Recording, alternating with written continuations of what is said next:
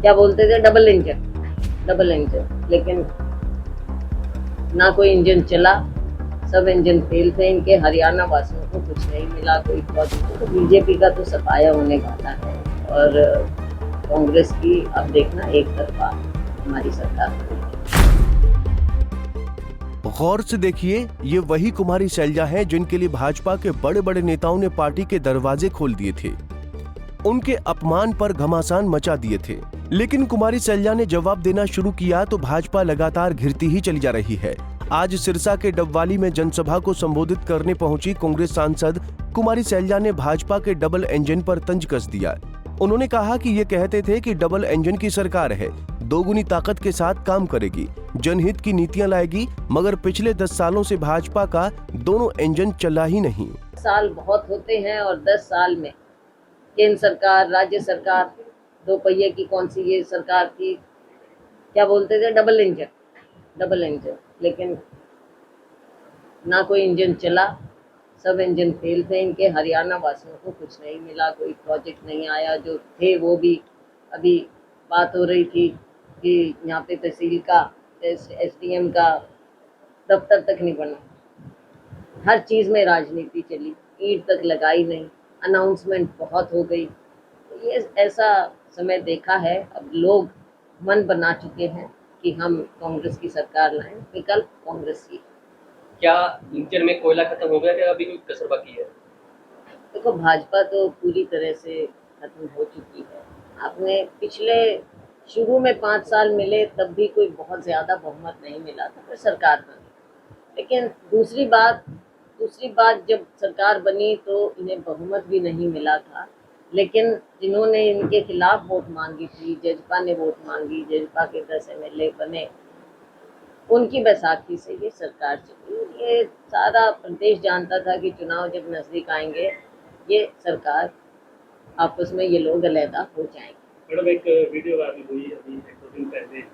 मनोहर लाल जी एक worker meeting कर रहे थे भाजपा के, उसमें उनके ही कार्यकर्ता ने कहा कि हिसार से कमल गुप्ता नहीं जीतेंगे, बीजेपी की चाहे सरकार बन जाए। उसको भी उन्होंने बाहर छिपवाने का कहा। लड़के को बाहर भिजवा इस दिया। तरह की जो विरोध है वो पार्टी के अंदर से भी उठा है। नहीं, ये तो केवल आप एक मीटिंग की बात कर रहे हैं।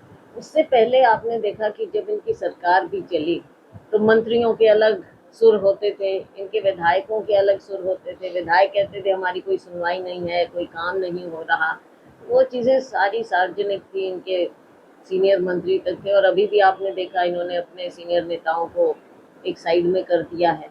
इस तरह की भाजपा ने खुद जो इतना मौका हरियाणा की जनता ने दिया, तो खुद तो खत्म हो, लेकिन हरियाणा को जो इन्होंने 10 साल पीछे धकेल दिया है।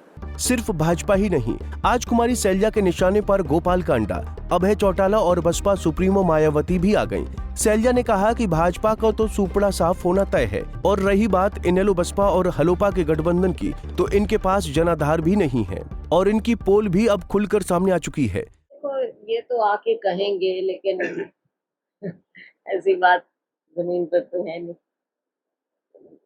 कहाँ, विकल्प कांग्रेस पार्टी की है, और न केवल विकल्प, सरकार कांग्रेस पार्टी की है। दलित समाज को तो उठाने की कोशिश की जा रही है, हालांकि आपने भी पिछले दिनों कहा कि दलित समाज का कांग्रेस का सीएम होना चाहिए। नहीं, मैंने होना चाहिए, मैंने कहा कि कोई भी हो सकता है, और फिर दलित भी हो सकता है, क्यों नहीं हो सकता। ये सब बातें हैं जो समाज की मांग भी होती है और समय के मुताबिक बदलाव भी आते हैं। राहुल जी की कमिटमेंट भी है कि हम दलितों को, सभी वर्गों को जो वंचित रह गए हैं उनको ऊपर उठाए। तो एक बार नहीं, राहुल जी ने तो बार बार ये बात कही है, और कांग्रेस पार्टी ने। रणदीप सुरजेवाला जी का भी बयान आता है कि वो भी दावेदार है मुख्यमंत्री के, आपका नाम भी है। तो ये सब चीजें तो चलती हैं, लेकिन हमेशा, और मैं बार बार कह रही हूँ, मुझे लगता है हर इंटरव्यू में अभी ये बात आती है, और हर बार आप भी सवाल करते हो, मैं भी जवाब। ये तो बाद में हाईकमांड फैसला करेगा।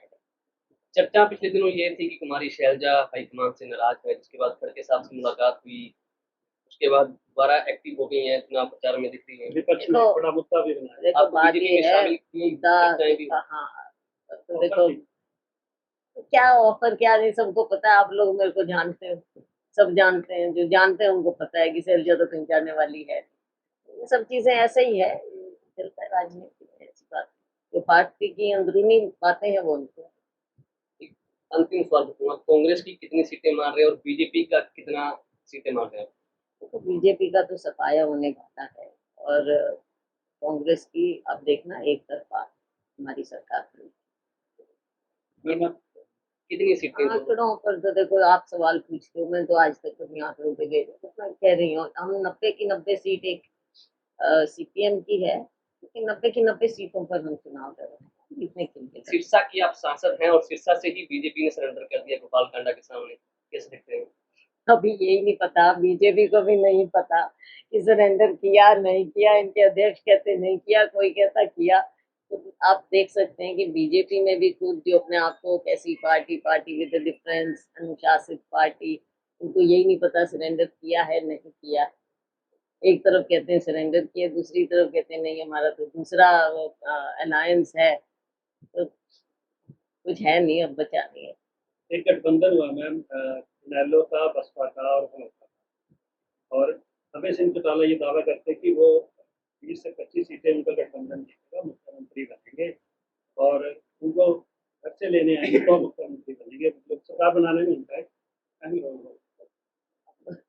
सिरसा में हम हैं, इनकी असलियत हमको सबको पता है, सरकार बनने के करीब कहाँ। कुमारी सैलजा ने कहा कि हरियाणा में प्रचंड बहुमत के साथ कांग्रेस की सरकार आ रही है और सरकार में दलित समाज का भी सीएम बन सकता है। हालांकि सैलजा ने इसका फैसला हाईकमान पर छोड़ दिया। उन्होंने कहा कि भाजपा का सफाया हो चुका है और इनेलो बसपा का कोई जनाधार नहीं है। ऐसे में अब कांग्रेस ही एकमात्र विकल्प है जिसके पक्ष में पूरे हरियाणा भर में आंधी चल रही है। सिरसा से सतनाम सिंह, पंजाब केसरी टीवी। हमसे जुड़े रहने के लिए हमारे YouTube चैनल को सब्सक्राइब करें और नई वीडियो की नोटिफिकेशन के लिए बेल आइकॉन को दबाएं। अगर आप ये वीडियो Facebook पर देख रहे हैं तो लाइक जरूर करें और ज्यादा से ज्यादा शेयर करें। धन्यवाद।